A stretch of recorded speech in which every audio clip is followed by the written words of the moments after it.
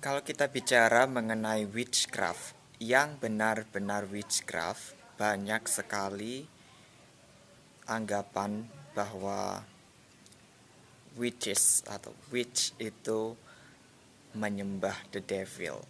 Nah, beberapa kalangan akan menyangkal hal tersebut ya.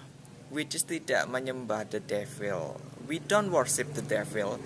The devil doesn't even exist in the witchcraft at the first place ya. Tidak ada konsep the devil dalam witchcraft.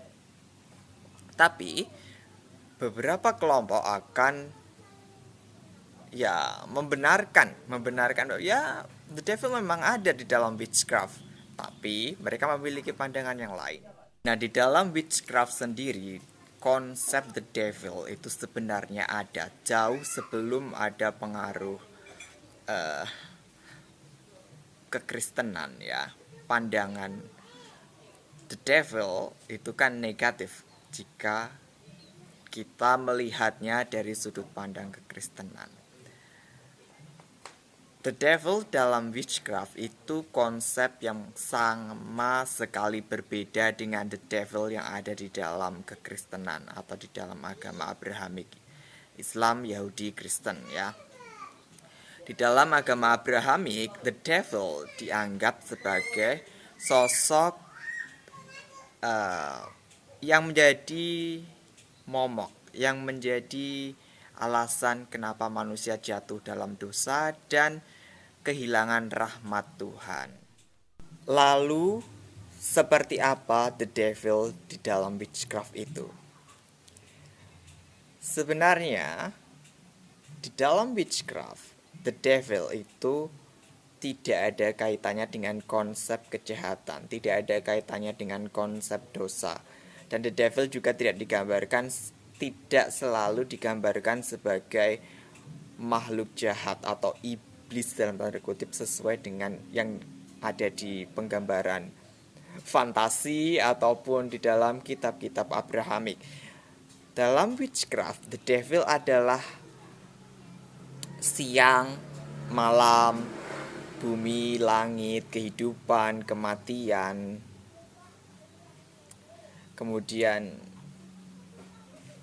segala macam konsep yang dualitas yang ada di alam ini. Jadi the devil sendiri, the devil sebenarnya adalah alam ya, nature. Dia adalah gunung, hutan, lautan, alam bawah, langit berbintang, kemudian hewan-hewan buas,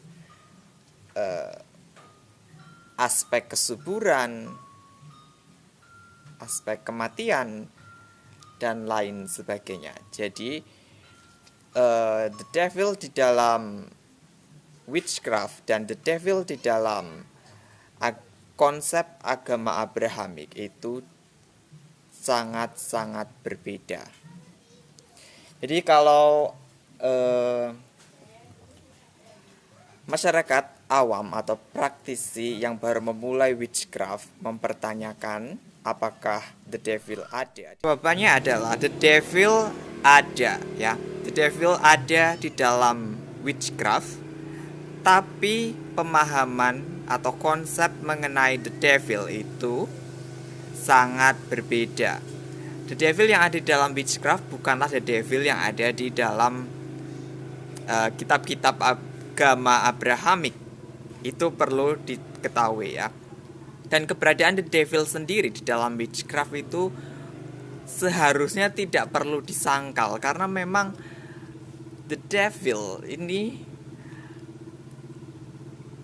adalah simbol kerahasiaan, simbol misteri, simbol dari kekuatan alam yang tidak dapat dikendalikan oleh manusia, simbol kekuatan alam yang tidak dimengerti oleh manusia, rahasia alam. Ketika seorang witch melakukan inisiasi, baik itu secara mandiri atau menerima inisiasi dari witch elder ya, tetua dari kelompok penyihir, umumnya the devil digambarkan sebagai man in the wood atau black man in the wood atau man in the dark, istilahnya seperti itu ya. Jadi digambarkan sebagai sosok manusia yang berwujud siluet hitam atau manusia bertudung atau apapun itu. Nah, tugas si witch yang menerima inisiasi atau melakukan inisiasi ini adalah menyingkap tabir yang melingkupi sosok tersebut. Nah, ketika si witch atau penyihir ini berhasil atau mampu menyingkap tabir yang melingkupi atau menyelimuti man in the wood atau man in the dark, man the hooded man atau apapun itu ya, atau Lord of the Wood, Lord of Dark Wood ya, semacam itulah ya. Jadi ketika si penyihir mampu menyingkap tabir tersebut, si penyihir akan mendapatkan pengungkapan sosok di balik tabir tersebut. Tapi setiap penyihir ini tidak akan mendapati sosok yang sama. Jadi semisal saya melakukan inisiasi ke dalam sebuah hutan yang gelap dan saya bertemu dengan Lord of the Dark Wood, dan ketika saya berhasil menyingkap tabir yang melingkupi beliau, saya akan mendapatkan pengungkapan siapa sosok yang ada di balik tabir tersebut. Nah, dan sosok tersebutlah yang akan menjadi istilahnya matron, atau kalau di dalam Hindu ada sebutannya Ishta Dewata ya, personal deity. Jadi dia akan menjadi personal deity saya dan menjadi sumber energi yang saya salur dalam melakukan praktik-praktik witchcraft saya, semacam itu. Dan ketika kalian melakukan inisiasi juga, itu kalian akan mendapatkan sosok yang berbeda.